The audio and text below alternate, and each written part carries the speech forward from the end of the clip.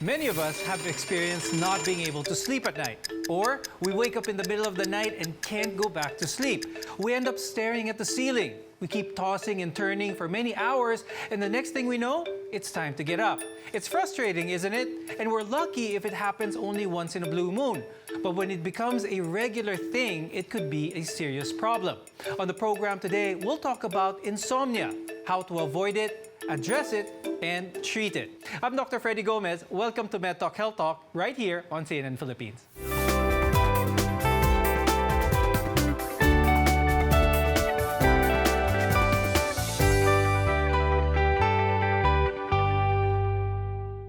We've heard people complaining that they didn't sleep enough the night before. And as a result, they're tired, cranky, and unable to function properly during the day. That's the thing. We need a good night's sleep. It's a definite must. Joining us today are Dr. Jimmy Chang. He's the head of the Comprehensive Sleep Disorder Center at St. Luke's Medical Center in Quezon City. We also have Lordy Angelo Santos, a clinical psychologist at the Institute for Neurosciences at St. Luke's Medical Center. Now, it's not unusual that a person will have trouble falling asleep or staying asleep, and it happens to many of us. And there are different factors that contribute to this problem. Dr. Jimmy, when can you actually call the condition as insomnia? Insomnia is defined as a person having either difficulty falling asleep, difficulty maintaining sleep, or very early awakening.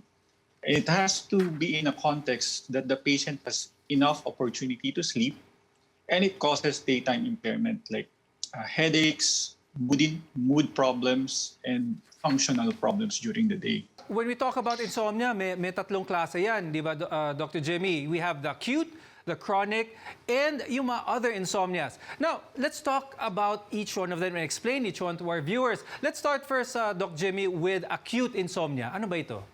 With acute insomnia, or what we call short-term insomnia, is insomnia that usually lasts less than 3 months. And usually with acute insomnia, the patient has an identifiable trigger.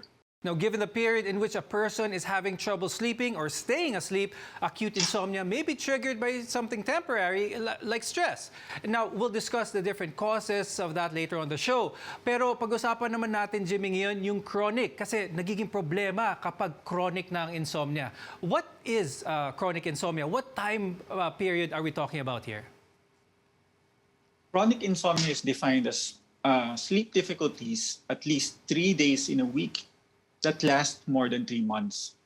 And usually patients have developed maladaptive behaviors or maladaptive cognition, yung perception nila about sleep, that makes the insomnia prolonged. Let's talk about the last category, which is yung other types of insomnias. What kind of insomnias fall into this category naman? Other insomnias, parang wastebasket type of insomnia, is sleep disturbances that is distressing enough for the patient but does not fit the criteria of either acute or chronic. Okay. Now, before we continue talking about insomnias, we also want to discuss the importance of sleep. Now, ang tanong is, how many hours of sleep do we really need? Kasi iba-iba naman ito para sa iba't ibang tao. Lordy, what's the ideal number of sleep hours na dapat meron ng tao? Based on research, most people tend to spend or are expected to spend about 6 to 8 hours of sleep. But it's not just always about the number of hours, but we also have to consider the quality of sleep that they had. Because in order for us to identify that the number of hours we spent sleep is enough, we should experience this what we call restorative sleep. Yung nakapagpahinga po tayo. Yung pagising natin, hindi tayo pagod, hindi masama ang pakiramdam natin, at hindi sumasakit ang ulo natin. Okay. Now, Dr. Jimmy naman, does it help to have yung mga cat naps or siestas in the afternoon? Usually with patients na may insomnia, we tend to discourage naps during the day because it can affect their sleep at night. But for people who are sleep deprived, na want to have a power nap in the afternoon is perfectly fine, but do not sleep too long. Okay, so maximum 1 hour cat nap or siesta lang. So let's be smart with our naps to make sure they don't affect our evening sleep schedule. Now, let's talk about the causes naman of insomnia. Stress is one. An unusual or erratic work or travel schedule is another. And another cause of insomnia is poor sleeping habits, as well as eating too much late at night. Let's start with stress, which is actually very common, especially these days, because we have a lot on our minds. Lordy, we want to look at the relationship between good sleep hygiene as well as brain health. When we spend enough time and we have a good quality of sleep, it helps us, our brain, to process those information that we've collected all throughout the day. So it consolidates and integrates this information. At the same time, our brain tries to take a break, from receiving information that could give it enough time to prepare itself for the upcoming day. Okay, so our attention span, our ability to learn, to remember things, can be improved by having a good sleep or by taking a good night's sleep. Timing is also important. That's why we often hear our doctors or even our own parents tell us that we need a good night's sleep. Dr. Jimmy, explain natin yun. Explain natin the different things that go on whenever we have good quality sleep. Good quality sleep, there are actually 3 requirements. First is adequate duration. As mentioned earlier, you have to have at least 7 to 8 hours for adults. Second is proper timing.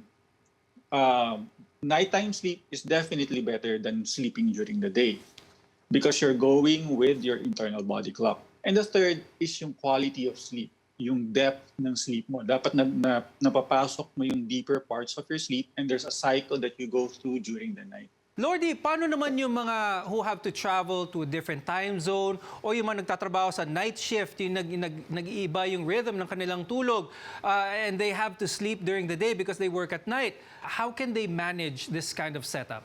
Okay, the first thing that they have to know is to understand their chronotype or itong tinatawag nating body clock so that they can look for a job or maybe a schedule that can suit their chronotype or body clock. Okay, and another one is for them to stick on a certain sleep schedule or sleep routine. Know how they can develop this sleep routine and maybe have the confidence that if ever there would be unexpected adjustments to their time, they can easily get back to those routine. And there are also people who don't have much discipline when it comes to having good sleeping hygiene. And as a result, it becomes a habit, and a poor habit at that. Lordy, how does this become a problem? Poor sleep hygiene is basically one of the most common causes of insomnia or other sleep problems. Include the use of gadgets, the intake of large amount of food, the intake of caffeinated beverages. These things can actually affect the quality of sleep and the number of hours we spend sleeping. And the lack of proper sleep can increase the risk of several chronic health conditions. We'll find out what these are. Remember, your greatest wealth is health. Stay with us right here on CNN Philippines.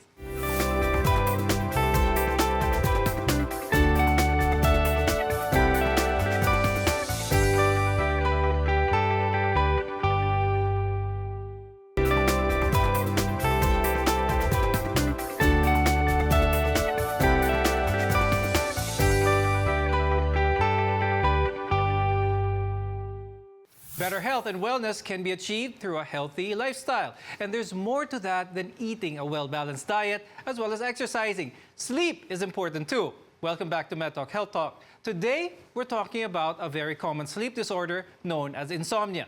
Now, sleep deprivation does more than make you feel weak and sluggish the next day.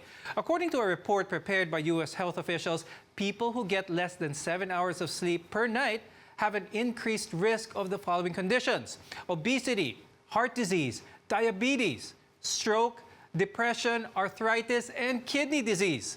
Dr. Jimmy, we want to talk about why and how these diseases develop due to a lack of sleep.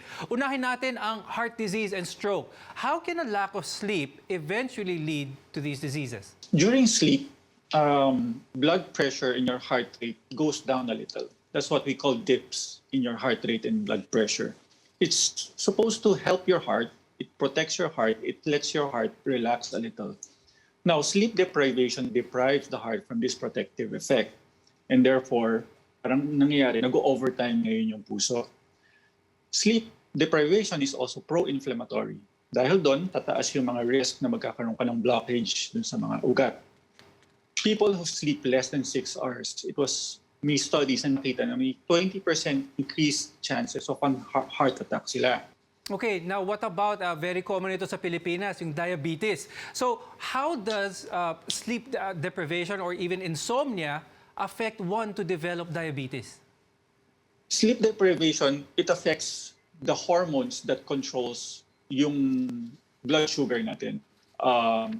Yung cortisol level increases, therefore mag-i-increase ngayon yung paglabas ng sugar. Nagkakaroon tayo ng yung insulin intolerance, so therefore mag-i-increase ngayon yung blood sugar. So marami talagang organs ang pwedeng maapektuhan when you have insomnia. So it's best to have yourself checked with a sleep specialist if you fit those categories of having insomnia. Lordy, I want to bring up a common situation here para sa ating mga Filipinos. You go to work or school without proper sleep. So to stay awake, you grab a cup of coffee or maybe two. You eat also because you're feeling weak. And since you're so tired, you skip the gym at the end of your day. And instead of cooking a healthy meal, you just pick up fast food for take-up kasi mas mabilis, mas madali. And when it's finally time for bed, you're so wound up, you can't sleep or you have trouble maintaining sleep. It becomes a vicious cycle and we can see how it can lead to overeating and then obesity. Now, how do you put an end to this? What's your advice? Okay, the first thing that they can do is to consult a sleep specialist, no? Maybe a medical doctor, psychologist, no, or a mental health practitioner who could evaluate their condition appropriately and consider all the necessary things that must be considered before addressing these concerns. Because insomnia that isn't addressed or isn't treated properly can definitely lead to other chronic diseases which can eventually shorten your life expectancy. Now, Dr. Jimmy, ito na yung all-important question para sa mga viewers natin. How is insomnia eventually properly diagnosed and what is the treatment for insomnia? Diagnosis of insomnia, usually we get a lot of information through the history. That's why history pa lang, we can already know what type of insomnia it is or what are the factors that are contributing to insomnia. That's why usually yung consult with the patient with insomnia, medyo matagal yung interview session because we have to identify yung routines nila during the day. What are their perceptions about their sleep? What are the things that are stressing them out? And what are the maladaptive behaviors that they are trying? Kasi tinatry nilang labanan by themselves yung insomnia and in the end, parang mali yung ginagawa nila and it worsens the situation. But some tools that we also use to help us evaluate our patients are the sleep diary. We ask them to record what their daily activities are and their sleep patterns per day. So we get a lot of information with that as well. So now na properly diagnosed, Doc Jimmy, ang isang pasyente with insomnia, what kind of treatment plan do you specify for the patients? Usually, treatment for insomnia patients are tailored specifically for a patient. But generally, it entails some cognitive behavioral therapy for insomnia. Depending on the factors that are causing the insomnia of the patient, we try to change the perception, the bad perception that the patient has or the bad beliefs that they have and try to let them understand what they have to do in order to fix their sleep. One common scenario is patient will try to go to their bed early because try nilang labanan try nilang bumawi sa tulog. Yun yung lagi nilang sinasabi. When they come to us, laging 8:30 usually nasa bed na sila because sobra silang focus sa sleep that they try to go to bed in order para makabawi. In turn, anong nangyayari doon? They spend more time in bed, forcing themselves to sleep, and therefore yung performance anxiety becomes bigger. And it makes the insomnia worse. So that's the main solution, main treatment is the cognitive behavioral therapy for insomnia, when we identify the factors and we treat those factors individually. Now, pharmacotherapy, drugs that we usually give, sleeping pills, can likewise help, especially for patients who are really anxious. And it's usually given especially for acute insomnia, wherein nandoon pa rin yung stress that's actually triggering the insomnia. and we can give something to help them relax and somehow sleep. But in the long term, hindi solution talaga yung drugs, yung gamot. It's the cognitive behavioral therapy that's going to give you long-lasting treatment effect. That's right. So it's important to have a talk with your doctor before taking any medicines to help you sleep. And don't wait too long as well. You have to go make an appointment if a lack of sleep is becoming a persistent problem. When we return, how to sleep better. What are the do's and don'ts that can affect a good night's rest? You're watching MedTalk Health Talk. Stay with us.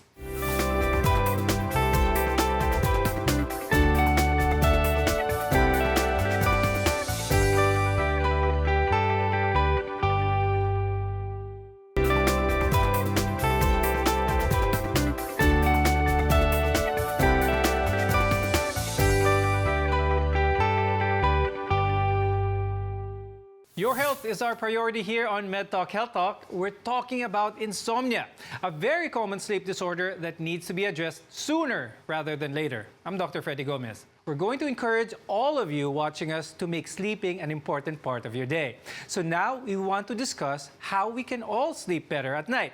First, Doc Jimmy, clearing our mind. Ito yung one of the important things before we prepare ourselves for sleep. How is this possible? How can you make this easy for our viewers to do? What we usually suggest to our patients are set a bedtime routine.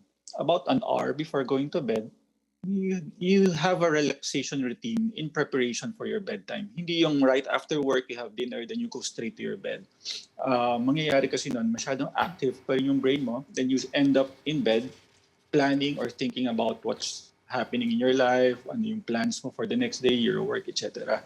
So you have to cool down. You have to set some time after work, after dinner, set some time to cool down before going to bed. Another trick is not to use your bed for any other stuff aside from sleeping. Don't use your bed for watching TV, watching Netflix, or doing your work there. Sometimes I have patients na usually teachers sila, and then they tend to do their lesson plans in their bed. And nangyayari ngayon, yung bed nila nagiging work area. So yung subconscious nila does not associate their bed with sleep anymore. So hindi tuloy natututo yung brain mag-relax when they see their bed.